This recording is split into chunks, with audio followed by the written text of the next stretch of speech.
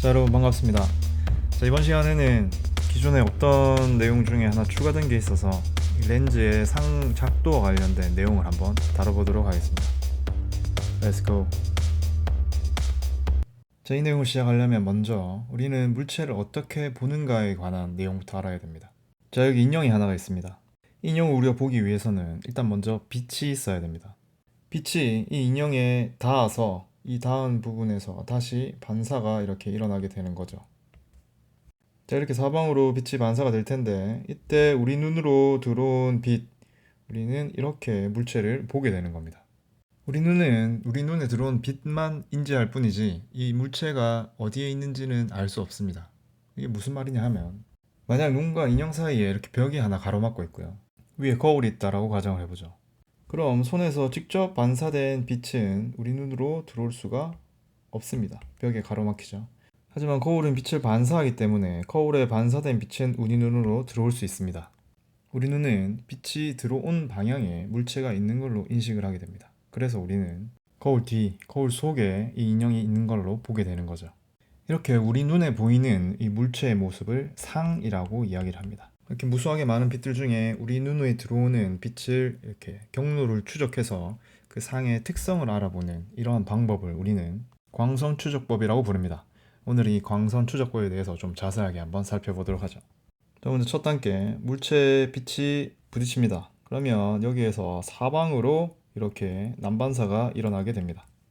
그다음 두 번째 단계는 이 빛들 중에 수많은 빛이 우리 눈에 들어오겠지만 우리 눈에 들어오는 빛 두 개만 뽑아내시면 됩니다. 이 우리 눈에 들어온 빛 두 개를 이렇게 역추적해가지고 이 두 선이 다시 만나는 점, 여기에 상이 맺히는 겁니다. 이 경우는 물체를 직접적으로 보는 거기 때문에 상의 위치와 물체 위치가 같죠. 자, 이번에는 거울 뒤에 상이 맺히는 상황을 한번 보도록 할게요. 자, 똑같습니다. 빛이 와서 손에서 반사가 돼서 사방으로 난반사가 일어납니다. 자, 이번에는 물체에서 반사돼서 우리 눈으로 곧바로 들어오는 것이 아니라 거울에 반사돼서 들어오는 빛을 한번 추적해 보도록 하죠. 자, 먼저 이런 선이 하나 들어왔고요. 그 다음 이런 선이 들어왔습니다. 자, 그러면은 우리 눈은 이 빛이 오는 방향에 물체가 있는 걸로 인식을 하기 때문에 눈에 들어오는 두 빛을 연장해서 역으로 한번 만나게 만들어 보죠. 자, 그러면 우리 눈은 이 물체의 그 손이 이 파란 점에 있는 걸로 인지를 한다는 겁니다. 이런 여러 가지 부분들을 다 추적을 한번 해보면 이런 식으로 거울 뒤편에 물체가 있는 걸로 인지하게 된다는 거죠. 자, 그럼 이제 본격적으로 볼록 렌즈를 사용했을 때 물체가 어떻게 보이게 되는지 이 광선 추적법을 사용해서 상을 찾는 방법에 대해서 한번 알아보도록 하겠습니다. 여기 축을 하나 만들고요. 여기 렌즈를 하나 가져오도록 하겠습니다. 여기 이렇게 또 인형을 하나 갖다 두도록 하겠습니다. 자, 렌즈는 굴절에 의해서 빛을 모아주는 역할을 하는 광학기기입니다. 이때 평행에 들어온 빛을 모아주는 그 한 점을 우리는 초점이라고 부르고요. F로 표시하도록 하겠습니다. 그리고 물체와 렌즈까지의 거리를 A라고 두고요. 렌즈와 상까지의 거리를 B라고 둡니다. 상이 어디에 만들어지는지는 앞서 이야기했던 이 광선을 추적해서 한번 찾아보도록 하겠습니다.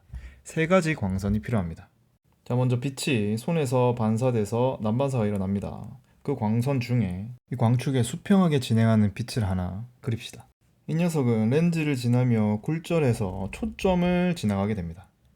두 번째는 반대로 이번에 이쪽에서 초점을 지나는 빛입니다. 죄송해요, 그림을 잘못 그렸어요. 자, 이 빛은 렌즈를 통과하게 되면 광축에 나란하게 이렇게 진행하게 됩니다.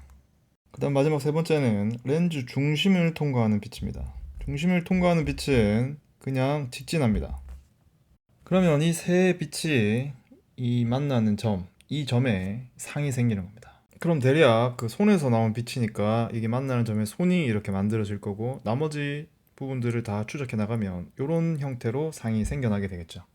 자, 이렇게 실제로 빛이 만나서 만들어지는 상을 우리는 실상이라고 부릅니다.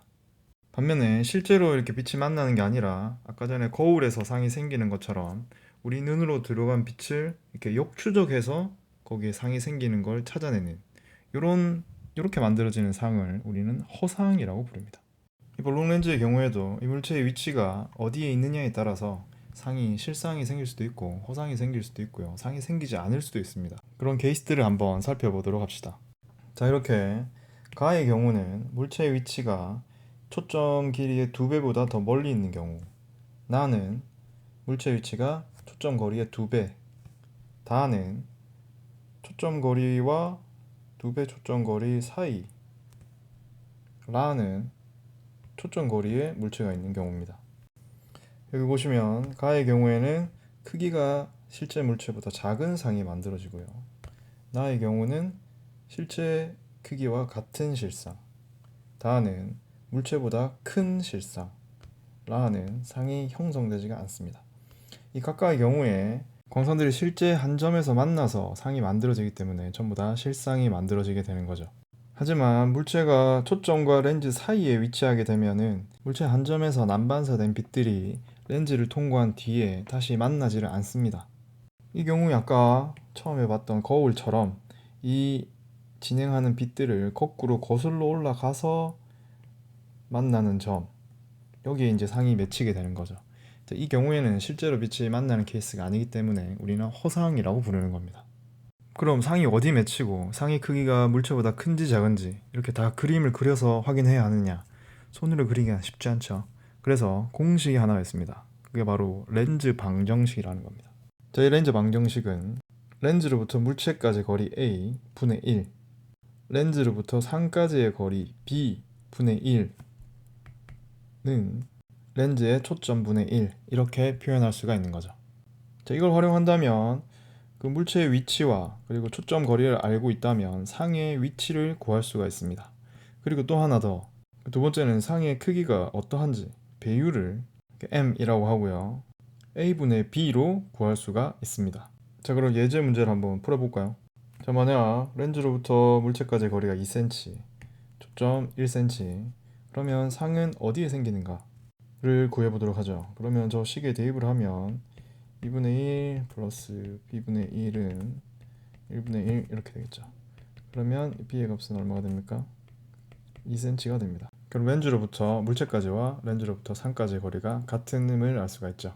그리고 배율은 두 개의 거리가 똑같기 때문에 1입니다. 그래서 물체의 크기와 상의 크기가 같다라고 할 수가 있겠네요. 볼록 렌즈는 반도체 제조 공정에 활용이 됩니다. 포토리소그래피라는 공정이 있는데 웨이퍼에 이렇게 회로 도면을 그릴 때 이게 너무 작잖아요, 그죠? 그래서 이렇게 렌즈를 사용해서 좀 더 정밀한 회로 도면을 이렇게 웨이퍼에 새길 수가 있다, 이렇게 생각하시면 됩니다. 자, 오늘은 여기까지 하도록 하겠습니다. 수업 시간에 뵐게요.